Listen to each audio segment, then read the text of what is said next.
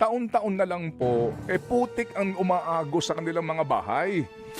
Na mismo pong si Governor nga ay nagtataka daw na wala siyang kaalam-alam sa mga proyektong ito. Tatlong term na siya. Hindi po ba? Ang punto po dito sa mga taga Bulacan, kayo na ho mismo magtanong. Kayo na ho mismo ang magsabi. Kayo na ho mismo ang sumuri din dito po sa bawat alokasyon ng budget para mabawasan daw ang baha ninyo sa Bulacan, baby girl. At yun na nga no, mga kabayan, pag-usapan nga po natin ha. Ito pong napakatinding banat po ni Sir Ted Pailon dito po sa mga ulul dyan po sa Kongreso. Pantakin mo mga kabayan sa dinami-rami mga kabayan ng budget ng Pilipinas na umabot na po sa bilyong piso. Trilyon piso. Umabot na po sa 2 trillion pesos mga kabayan ang nailagay para lang po sa flood control. Pero hanggang sa ngayon po ay bumabaha pa rin po.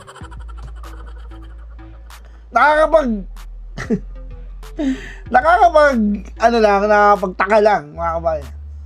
Na marami pong yung mayaman ng mga politiko. Tapos yung mga proyekto lalo pong nawawala.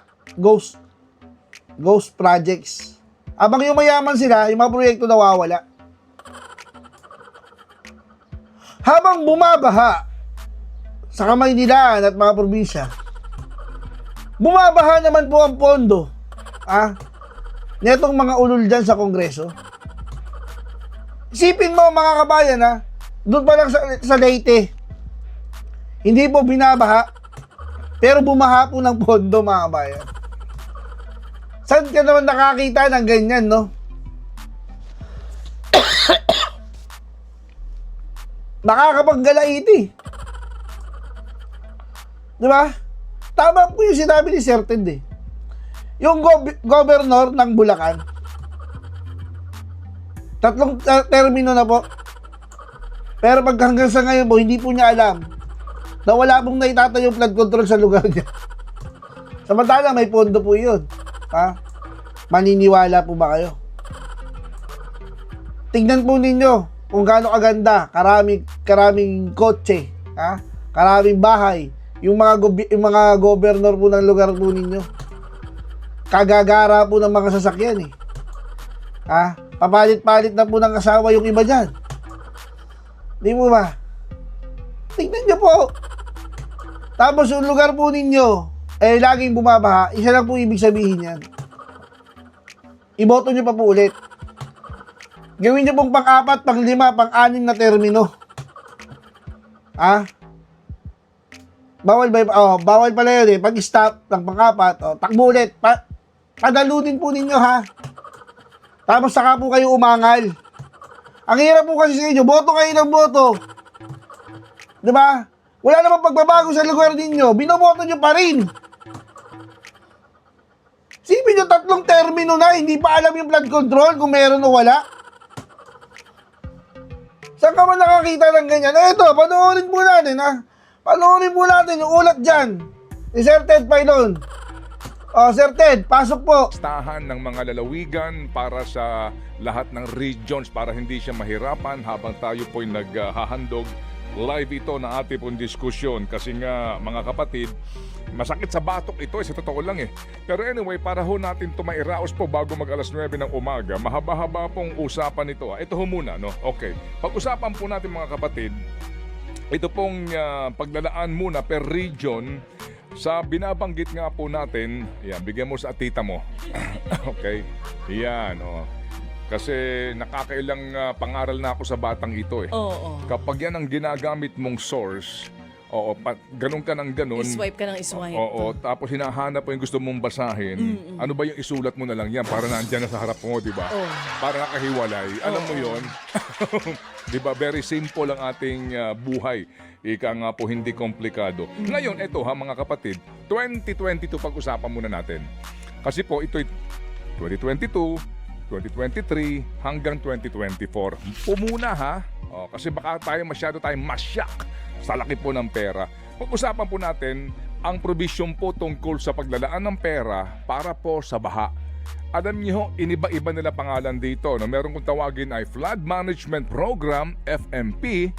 Maliban dyan, meron pa pong provision sa budget na nakalagay po naman maintenance, repair, and rehabilitation of infrastructure facilities, flood control, and drainage systems, structures, and related facilities. Yan po ay kakaiba doon sa flood management program kung saan po ang nakalagay doon ay construction, rehabilitation of flood mitigation facilities within major river basins and principal rivers.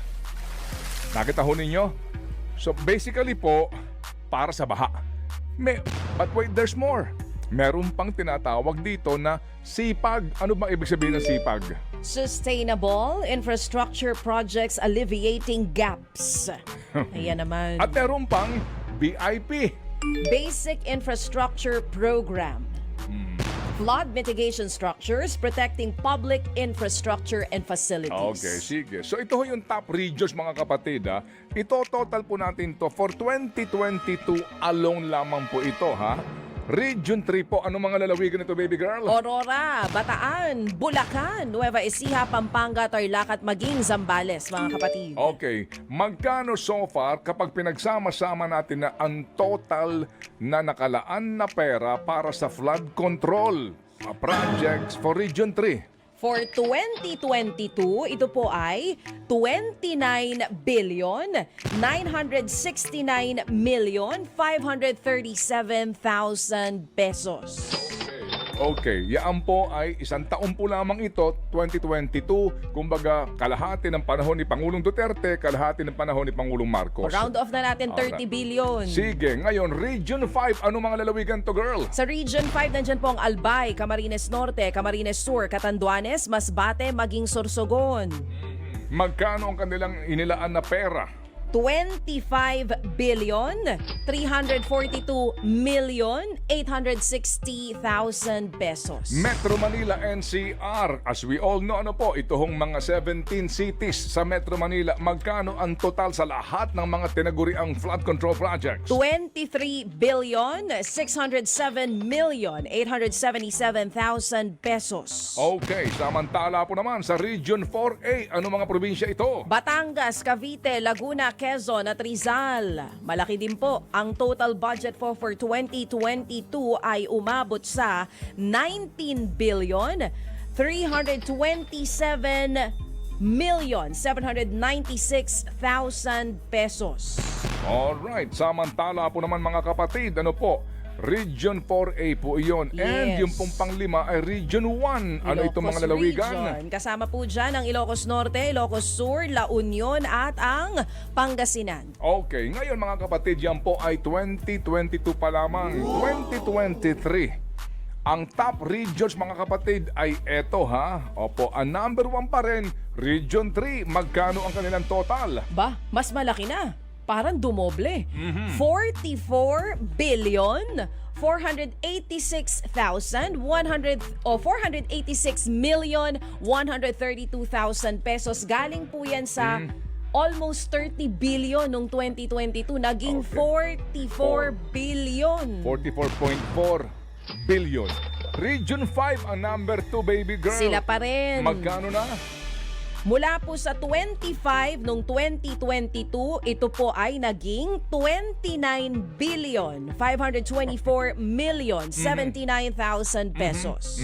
At ang naging number 3 ay Region 4A. Kinabog na po ang NCR. Ang Region 4A galing lang sa 19 billion pesos, naging 24 billion 975 million 208,000 pesos. Aba, nakasingit ngayon. Top 4 ang Region 7. Ito po ay Central Visayas, Cebu at Bohol po ang kasama dyan. Kung saan Pumasok sa top 5. Ngayon po, sa Cebu may kontrobersya. Meron pong isang flood control project doon na gumuho, mga kapatid. Riprap naman ang nirereklamo doon. Kagagawa lang po, gumuho naman po. Region 7, magkano ang total? 23 billion 125 million 258,000 pesos. At Metro Manila ang panglima, magkano?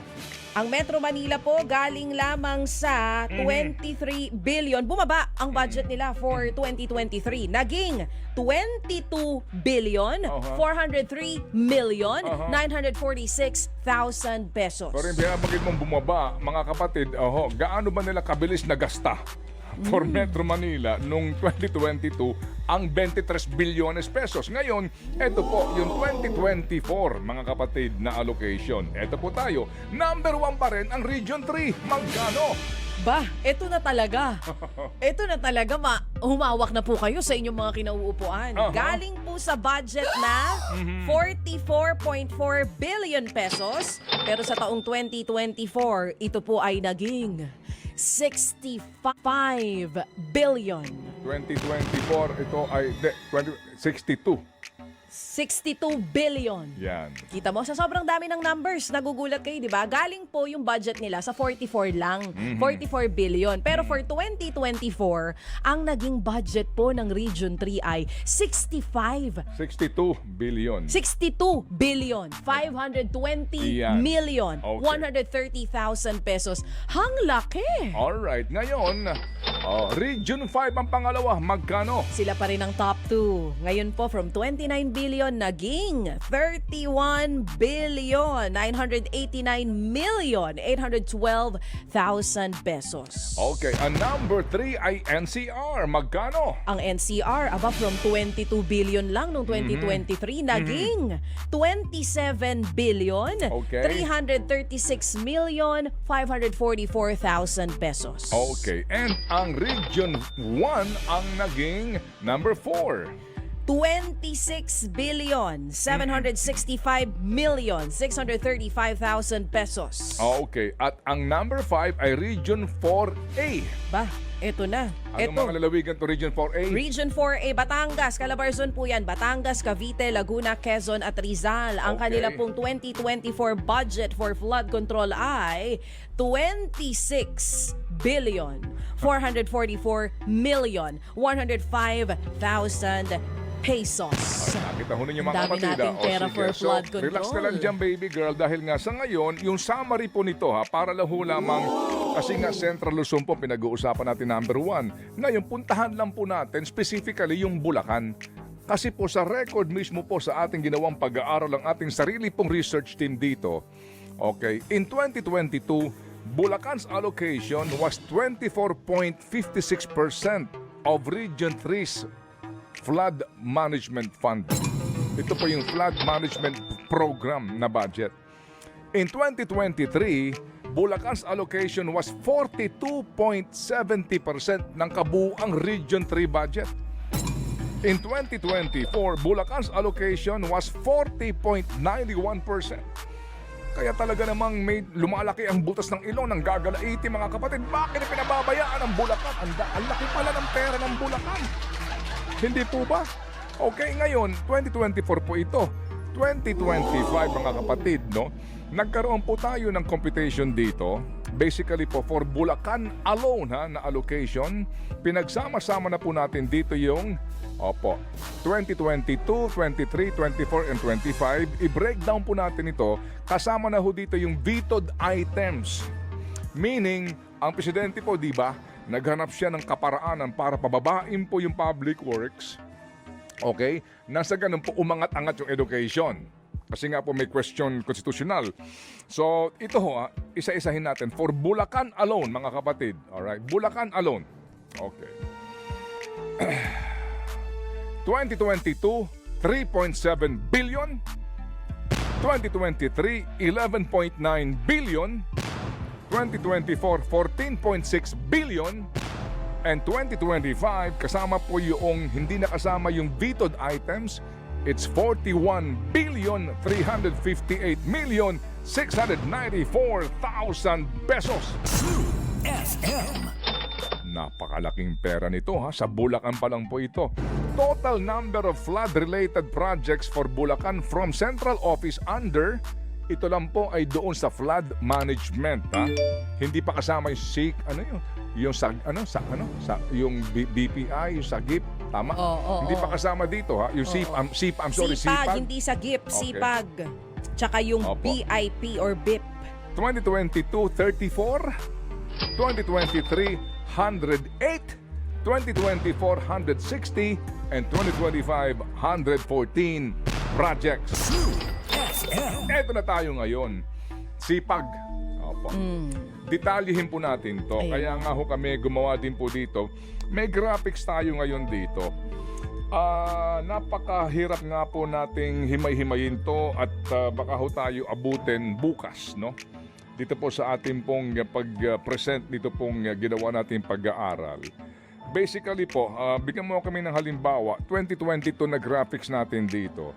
Opo, kung paano po nila ito binibiyak-biyak. Hindi ho ba sinasabi na ang estilo nitong taga-DPWH siguro din po sa mga katuwang nila dito. Sabi nga ni Secretary Bunoan yung mga nagsasayaw po ng tango. Lagay mo nga sa graphics ito. Yung 2022, opo, galing po ito sa Central Office na ating pong dokumento. Meaning, Central Office po, yung pong pag-allocate ng budget, no? Mga flood control along Bulo River, opo, sa San Miguel, Bulacan, Balagtas River, etc. etc. Okay? Asa na yung ating graphics? Yon, siguro. Bago magpasko siguro, no? Medyo may lalabas na natin yan para meron tayong napapanood ang ating mga kasamahan po na nanonood ngayon sa 1PH o maging sa Signal TV. Oh, ito na, nailabas na. Hindi yan. Hindi ito. Okay. Kasi nga sinasabi nga natin dito, hango doon sa ating unang binuo bago itong pinakadulo. Okay. Anyway, kapag po natin inisa-isa ito, makikita po natin na kung susuriin po natin, meron pong mga ilog. Iisa lang naman yung ilog pero biniyak-biyak po yung mga proyekto. Ito na yung parang sinasabi ni Governor Dolor, chinap-chap. Chinap-chap. Chinachap-chap daw. Okay, sige. Bakit chinachap-chap? Kasi po ngayon dito, ang hawak nga natin ay 2022, 2023, yung paghimay-himay po nitong mga proyekto. Nakita ho Eto ninyo? na. Yan. Ayan. Ano yan? Kasi masyadong maliit. Page 290 to 296 Anong ng taon? GAA 2023, Volume Okay, 1C, sige. mga kapatid. Opo. Ito ho, Wow. halimbawa, 2023 ha. Ito po yan ha, halimbawa. 2023, page 290 hanggang 296. Yes. Okay. Example po lamang construction of revetment wall at Barangay Piel, Santa 0.01, etc. Baliwag, Bulacan. 100 million. Ito po, sunod-sunod yan ha. Structures, San Miguel River, sunod-sunod po ito. Biniyak-biyak po nila ito, tig-100 milyon ang Correct. bawat isa. Isang lokasyon, San Miguel, Bulacan. Halimbawa lang po ito ng provision ng ating Yes. pong pambansang budget. Merong Ngayon, San Miguel River, merong Bulo Sige. River na Sige. nakabiyak din po ng tagwa 100 ngayon, million. para po sa mas madali natin maunawaan, hinimay na po natin to per river. Bilang halimbawa lang per river. Okay. Eto po, puntahan natin 2023. Construction, maintenance of flood mitigation structures and drainage system po ang pinanggagalingan ng budget niya. San Miguel River po ito. Okay? 2023. San Miguel River lang po ito, ha? Okay. Iisa lang pong ilog, pero biniyak-biyak nila sa 100 million, 100 million, 100 million, 100 million, 55 million, 95, 90, 90, 730 million. San Miguel River alone for 2023. 2024, meron pa rin po sila ulit. The same po naman mga kapatid na San Miguel River pa pa rin. din. Oo. Okay, ngayon 500 million naman po ito. Ang biyak-biyak. Opo, ang kanila pong pinaghati-hatian na mga proyekto. San Miguel River po ito. Pero meron po naman din isa pang Bulo River, San Miguel pa rin. Oo, sa San Miguel, Bulacan. Kung pupuntahan mo naman ito, mga kapatid, biniyak-biyak din nila. Meron pong 2023, 600 million, tig-100 milyon ang bawat isa. Pero isa lang po itong river, one river. Meron pa din po sila, 450 million. Opo, the same din po ito, mga kapatid, Bulo River din. Nilalag upstream, downstream, pero isa lang pong ilog ito. Pakamahal naman ang river na ito. At meron pang isa mga kapatid Opo. Sa 2025 budget din po, Meron pa rin po dito nakalagay, tig 50 million naman. So gusto natin makita rin po nitong mga COA auditors natin, ano ba itong meron dyan sa Bulo River na yan? Na kung kikwentahin po natin, ang total nito from 2022 hanggang 2025 ay 1.3 billion pesos na. For that river alone. Oo. Opo. Ngayon, kung pupuntahan din po natin itong Hagonoy, Bulacan, ito ng ating inaabangan. Okay. Hagonoy, Bulacan. Asa na Ito ba sa mga kayo? taga Hagonoy na hanggang ngayon baka binabaha pa rin po. Ito pupuntahan po natin ang inyong lugar. Pinahiwalay ko na itong Hagonoy. Sabi nga ng mga kapatid natin dito ba nakakahilo? Si Daming Hagonoy, pages. okay. Ito na po. Hagonoy, Bulacan. Magkano naman dyan? Okay, sa taga Hagonoy. Chinap-chap din ba dyan? 2023 budget ha. Hindi ko alam kung nag-graphics sila ito. Hagonoy, Bulacan. Construction, maintenance of flood mitigation structures Hagonoy and River. drainage systems in Hagonoy, Bulacan. Okay. Hagonoy River. Hagonoy River. And its tributaries. Okay. Barangay Santa Elena. Meron pong barangay Sagrada Familia. Dito yata taga ano sila, Ma'am Aida. Sagrada Familia. Yes. O, May tama. barangay Okay. San Roque. Okay. Alam niyo, biniyak-biyak na naman nila ito into 75 million, 60 million, 70, 75. 500 million pesos. For Hagonoy alone. 2023, 2024, asa na yung Hagonoy dito? 2024, Ito na, Hagonoy, nakita ko na. Bulacan. Page 306 to 316, Okay, mga ito. kapatid. Ito na ha, Hagonoy, 2024, 925 million pesos. Opo. Ito ho ito. Ang Gat River naman to. Flood, Mercado Hagonoy, meron pong Tampok Hagonoy, Abulalas Hagonoy. Santo Rosario. Opo. Hagonoy. Yes. So, 925. So, 2 taon, ilang billion na iyon? Ang nilagay sa Hagonoy, ba? Almost 1.5 billion pesos. Sa Hagonoy, Bulacan lang ito. O ba, may pumping station pala kayo dyan? 2 taon, mga kapatid. At maliban dyan, ito nga po, meron pa rin dito ha. Yung barangay, ito ho naman din, yung San Miguel. River pa din. Nako, kung iisa-isahin po natin to sasakit ang batok mo eh. Kaya sa mga taga Bulacan, kapag ho natin sinuri yung budget, inisa-isa natin dito, San Miguel, ang dami.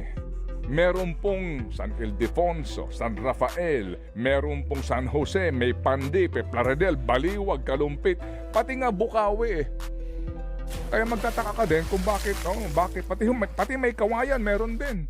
Ito sinasabi na nagbababaha din sa may NLEX. Opo. May pondo rin for May that. pera din po pa naman pala eh. May pera, parang, nung huling dinig ko, parang NLEX nang gumagastos doon. Hindi ka kasi nga, isa-isahin natin ha. Oo.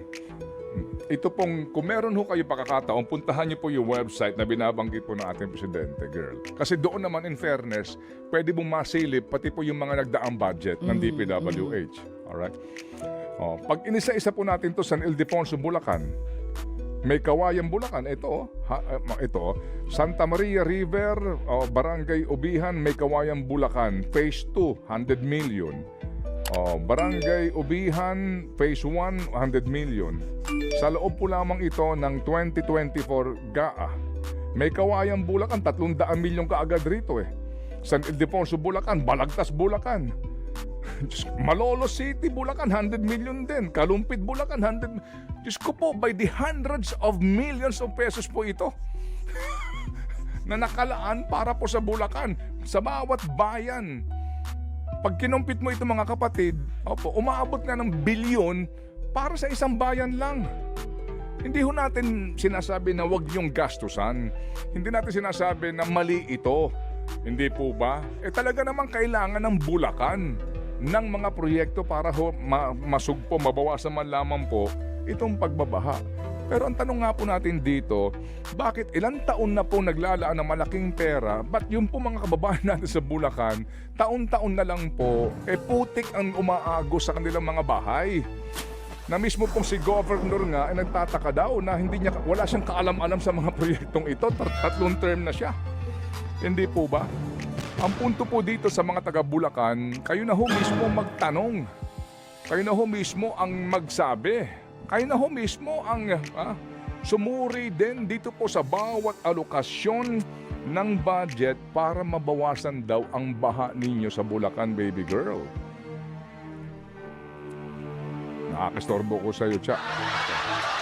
Hindi, tinitignan ko pa rin kasi kung ano-ano pang mga proyekto dito sa Bulacan ang pinaglaanan. Kasi ako mismo po taga Bulacan. At pag weekend na iikot-ikot ako, nitong nakaraang weekend naikot ko ang Bustos, kung saan malapit po ang Bustos Dam. Alam niyo po ba, dun sa Bustos, shout out po sa mga taga Bustos, dapat nga binidyohan ko, sinend ko sa inyo eh.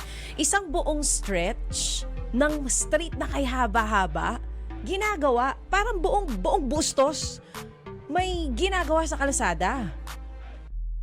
Want 8 times faster data? We don't have that. But for 8 times faster knockdown power, use Mortein. So iniisip ko, paano kaya ang mga tao dito kung gaano katagal gagawin ito? Paano pamumuhay nila doon? Kung ganun katagal. Isang buong stretch ginagawa yung kalsada doon. Sabi ko, para saan kaya ito? Hindi, wala namang problema kung talagang Pero syempre may mga nakapaskil. May mga nakapaskil doon na DPWH project nga. Pero again, yung tanong mo nga kanina, ang laki-laki ng pondo, sinasabi mo from 2022 to 2024, umabot na po sa 41 or more than 41 billion pesos ang pondo for Bulacan alone para sa flood control pa lang. Pero bakit pa ulit-ulit pa rin binabaha? Sigurado kung may sagot po dyan ang ating mga lingkod bayan. Baka masisi na naman po sa basura at sa mga taong nagtatapon sa mga kung saan-saan lang. Alas 8:58 pong ating oras. Di pa ho tayo tapos dito po sa usapin na ito kasi nga po may mga ilang pa hong informasyon na ating pong hinimay dito.